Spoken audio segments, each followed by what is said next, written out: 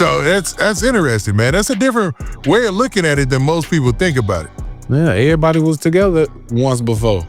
It wasn't no, I mean, you hear look, people had problems, like I might want to fight him, he probably be acting crazy, or them two, they want to fight over a female or something like that, some little beefs like that. Chief Keef waited until Vaughn was dead. Let that sink in. The man who grew up in O'Block. The man who everybody in Parkway Gardens ignored before he got famous. The man who owed his entire foundation, his street credibility, his Chicago roots, his authenticity, to the same block that King Von lived and died for. That man waited until Vaughn was on the ground and Lil Durk was behind bars before he made his move. And the move he made? He linked up with NBA YoungBoy, King Von Zop.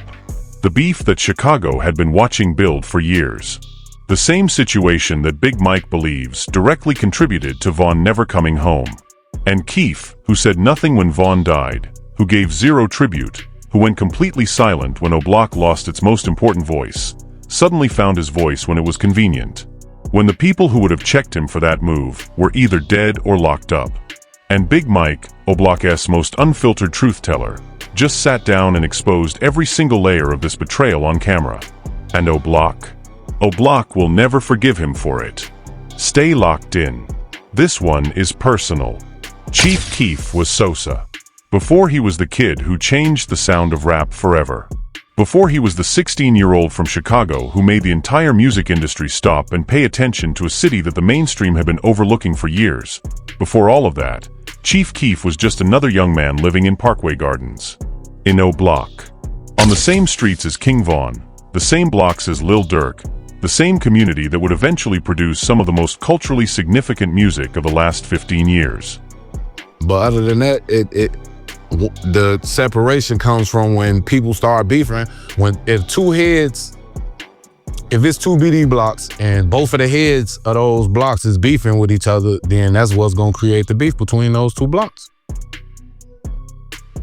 Yeah, it makes sense. And here's the part that Big Mike wants you to sit with before anything else. Because it is the foundation of everything that comes after. Big Mike says everyone basically ignored Chief Keef back when he lived in O'Block before he blew up with music. Nobody gave him his flowers when he was just another young man trying to figure out who he was going to be. Nobody put him on. Nobody celebrated him. He was just there, present, unnoticed, overlooked by the very community that he would eventually make famous with his music. And then I Want to Bang dropped. And then Love Sosa dropped. And then the whole world turned its attention to Chicago and specifically to O'Block and specifically to the drill sound that Chief Keef had essentially invented, or at minimum popularized in a way that made it impossible to ignore. And suddenly the same people who had looked past him, who had not seen him, who had not given him the energy that a future superstar deserved, suddenly those same people wanted to claim him, wanted to say that Keef was theirs, that O'Block produced him, that the block deserved credit for what he became. And Keef, to his credit in those early years, did not completely abandon where he came from. When Chief Keef was 16, he brought the whole O'Block on stage, one of the most legendary moments in Chicago drill history. That image, a 16-year-old kid at the peak of his early fame pulling his entire community up onto the stage with him, that was a statement. That was Keef saying, I remember where I came from and I am bringing it with me. That was the version of Chief Keef that O'Block claimed and celebrated and held up as proof that the block could produce greatness.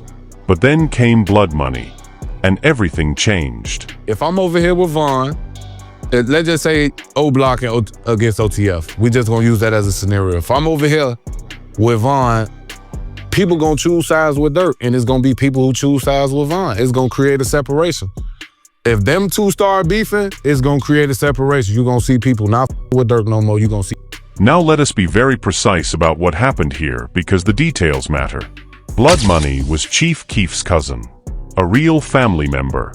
And King Von, who was moving through Chicago during the period when he was becoming King Von, when his reputation on the streets was growing alongside his reputation in the studio, Von was accused of being involved in a shooting connected to Blood Money. And that accusation, that specific, personal, family-level accusation, put Chief Keef in an impossible position. Chief Keef fell out with O'Block after King Von was accused of shooting his cousin Blood Money. And you have to understand what that means for Chief Keef as a human being before you judge the decision he made. Because this is not a situation where somebody chose clout over loyalty or chose business over community. This is a man whose cousin, his blood, his family, was allegedly shot by somebody from the block he grew up on. And when that happens, when the violence that defines Chicago street life reaches into your own family in that specific way, you do not get to stay neutral. You do not get to be above it. You have to choose. And Chief Keef chose his family, which on one level is understandable. On one level is exactly what any human being in that position would do. But the way he chose his family, the completeness of his withdrawal from O'Block, the totality of his separation from the community that had claimed him, that is where Big Mike's criticism begins. Because choosing your family does not have to mean complete erasure of everything that came before. Choosing your cousin does not have to mean acting like the block you grew up on no longer exists. People not with Von no more. Yeah, and it seems to follow suit, man. But we've also seen, a lot of the names that get promoted out there in the rap, we've seen them together, but we've definitely seen that separation. Like, you see where Chief Keef is pretty much separated from all of this. Like, he's been out in LA forever. And yet that is essentially what happened. Chief Keef pulled back. Not gradually, not with nuance, but in the comprehensive all-or-nothing way that street politics in Chicago tends to demand when sides are being chosen. You were either O'Block or you were not. And after the blood money situation, Chief Keef was definitively in the not column. Now King Von, who was building his career during all of this, who was releasing music that was connecting with millions of people, who was standing on the verge of becoming one of the biggest artists Chicago had ever produced, Von was aware of the Keef situation. I was aware of where things stood. And the tension between O'Block and Chief Keef existed in the background of everything that was happening in Chicago rap during those years as a kind of unresolved energy. Something that everybody knew about, but that nobody had fully addressed publicly. And then November 6th, 2020 happened. And King Von was gone. And the entire Chicago rap community, fans, artists, people who had known Von personally, people who had only known him through his music, everybody was waiting, watching, paying attention to who said what and who stayed silent. Because in Chicago, silence is never neutral. Silence is always a statement. Silence tells you where somebody actually stands when the comfortable option of saying nothing is taken off the table by the magnitude of the loss. Big Mike specifically addressed Chief Keef's complete silence following King Von's passing. No tribute. No Instagram post. No statement to the press. No acknowledgement whatsoever that a man who had grown up on the same blocks, who had come from the same community, who had been connected to his world in ways that went back years, that man was gone. Nothing. Absolute silence from somebody who had the platform, the reach, and the history to say something meaningful and chose instead to say absolutely nothing. And O'Block felt that silence was like a physical thing. Like something that landed on the community and sat there heavy and uncomfortable and impossible to explain away. Because the people in Von's circle, the people who loved him, who had ridden with him, who had watched him build something extraordinary, they were looking around at who showed up and who did not, who spoke and who stayed quiet. And Chief Keef's silence put him firmly in the category of people who made a choice, who decided that whatever complicated history existed between him and O'Block was more important than acknowledging the loss of a man who had come from the same place he had come from. And Big Mike, who has his own complicated history with both Von and O'Block, was watching all of this, processing it, storing it, and waiting for the moment that would finally make the full scope of Chief Keef's betrayal impossible for even the most loyal Sosa fan to defend. Because that phone call, that decision to link up with NBA Youngboy, is the moment that everything crystallized for O'Block. The moment that took what had been a complicated, layered, difficult to fully articulate grievance about Chief Keef's relationship with the block and turned it into something clear. Something undeniable. Something that even the people who had been giving Keef the benefit of the doubt could no longer explain away or contextualize into something acceptable. Let us be very specific about why the Youngboy collaboration hit O'Block the way it did.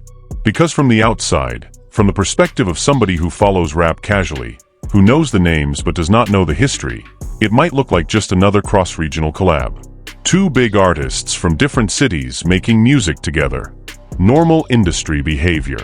Nothing to get upset about. But O'Block does not exist on the outside. O'Block exists on the inside. And on the inside, the King Von versus NBA Youngboy situation was not abstract.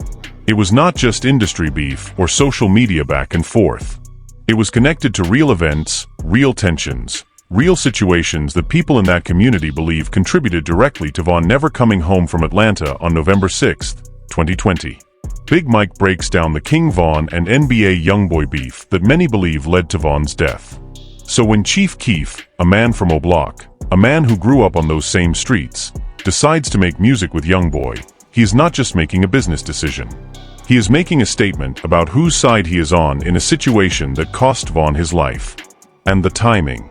The timing is what Big Mike cannot let go of. And honestly, the timing is what nobody who loves Von should be able to let go of. Big Mike says Chief Keef only linked with Youngboy because Von is not here anymore. Full stop. That is the accusation. That is the indictment. That Chief Keef looked at the landscape after Von's death, looked at who was gone, looked at who was locked up, looked at who remained to check him for the moves he wanted to make, and decided that this was his window. And then Big Mike said something that landed heavier than almost anything else in these interviews. I would have respected it more if Von was alive or Dirk was free. 6 words that say everything. 6 words that capture the exact nature of the betrayal that O'Block felt. Because what Big Mike is saying is not that the collab itself was unforgivable in isolation. He is saying that the timing of the collab is what reveals Chief Keef's true character. That a man of real integrity, a man who genuinely respected Von and genuinely respected what O'Block represented, would have either made that collab when Von was alive and could respond to it, or would have waited until Dirk was free and the people who built everything with Von could weigh in. Instead, Keef made his move at the exact moment when O'Block was at its most vulnerable, its most exposed, its most unable to respond with the full weight of what it represented. That is not a coincidence. That is calculation. And Big Mike sees it clearly. Now let us talk about what happened inside O'Block when the collab dropped. Because the reaction was not uniform. The community did not respond as one voice. And that internal division, that split within O'Block itself about how to process Chief Keef's betrayal, is one of the most revealing things about the current state of Chicago rap politics. Big Mike addressed E-Dog's statement about bringing Chief Keef back to O'Block, saying people have hatred in their hearts about this situation. E-Dog, who had his own history and his own relationships in the Chicago ecosystem, was publicly floating the idea of Keef returning to O'Block, of some kind of reconciliation, of treating the betrayal as something that could be moved past with the right conversation and the right gestures. And Big Mike's response to that, the acknowledgement that hatred exists in people's hearts around this situation, is not a criticism of the people who feel that hatred. It is an honest recognition that what Chief Keef did created wounds that do not heal easily. That you cannot watch somebody grow up on your block, benefit from your community's credibility, stay silent when your most important figure dies, and then link up with your op at the most vulnerable moment, and then expect everyone to welcome you back with open arms because somebody decides it is time to move forward. And this is where King Yella, who has never been shy about saying exactly what he thinks regardless of the consequences, added a completely new dimension to the conversation. King Yella sided with NBA Youngboy in the O'Block beef and called out both Lil Durk and Chief Keef, writing on Instagram, "I'm riding with NBA Youngboy, NAS smoke our dead homies every day in music, now NAS mad cause Youngboy smoking the whole O'Block." Now King Yella's position is complicated and worth examining carefully. Because on the surface, it looks like he is defending Youngboy and attacking O'Block. But what he is actually doing, underneath the inflammatory language, is exposing something real about the hypocrisy that exists in how Chicago rap handles its dead. He is saying that O'Block cannot be outraged about Youngboy referencing Von in his music, while simultaneously ignoring all of the other ways that Von's name and legacy have been used, misused, and exploited by people much closer to home. And Chief Keef fits into that critique perfectly. Because if O'Block is going to be outraged about Youngboy, who is Von's op and who has been open about that, then O'Block also has to reckon with Chief Keef, who grew up with them, who benefited from them, and who made moves that served his own interests at the expense of everything Von represented the moment the opportunity presented itself. Now let us bring Herbo into this picture. Because G. Herbo, one of Chicago's most respected lyricists, a man who has maintained credibility across every era of Chicago drill, has navigated this entire landscape with a specific kind of careful intentionality that is worth paying attention to. Big Mike's full interview breakdown covers G. Herbo alongside Chief Keef's legacy and the complete Chicago drill ecosystem politics. G. Herbo's position in all of this is unique because he has relationships and history with multiple people on multiple sides of these divides. He came up in the same era as Vaughn and Dirk. He has connections to the GB world that Chief Keef helped build. And he has managed to maintain respect across communities that are actively in conflict with each other, which in Chicago is no small accomplishment.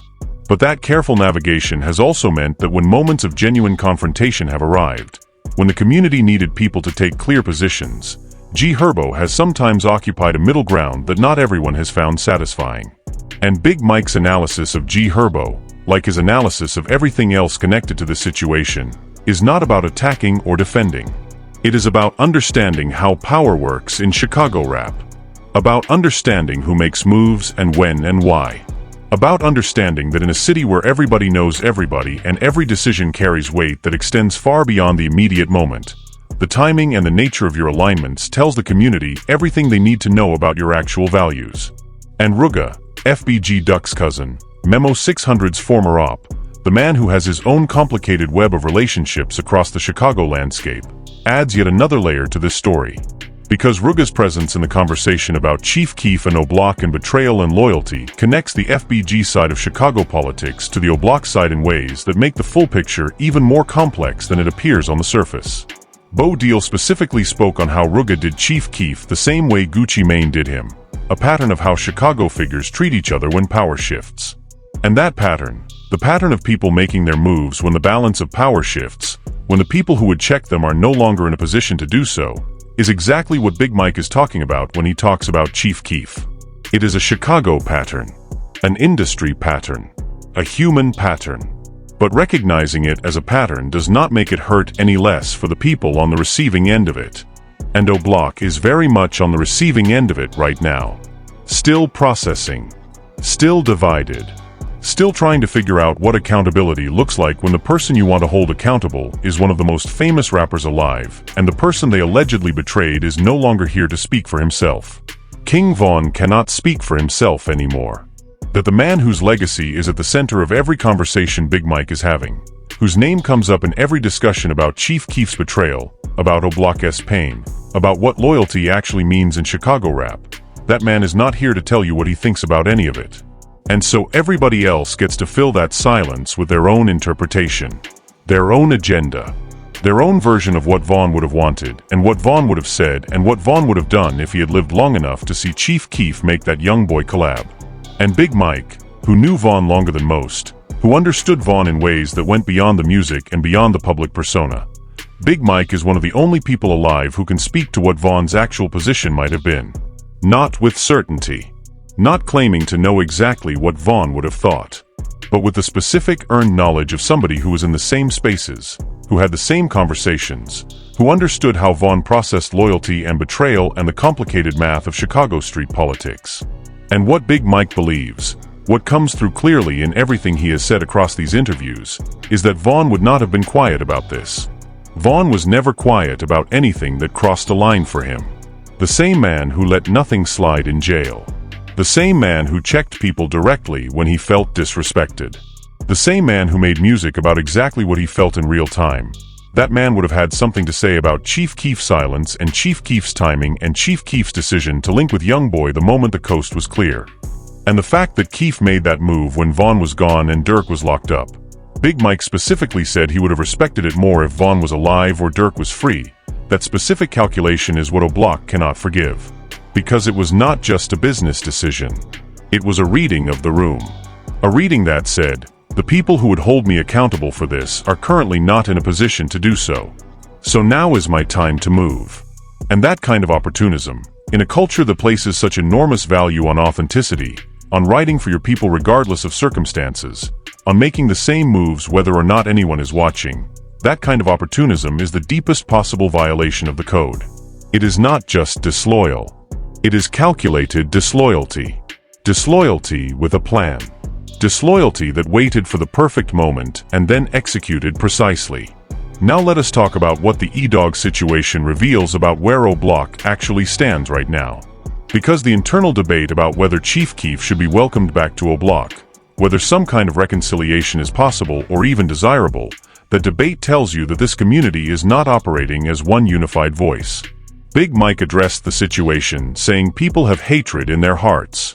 And that hatred, that word that Big Mike chose specifically, is not casual. Hatred is not frustration.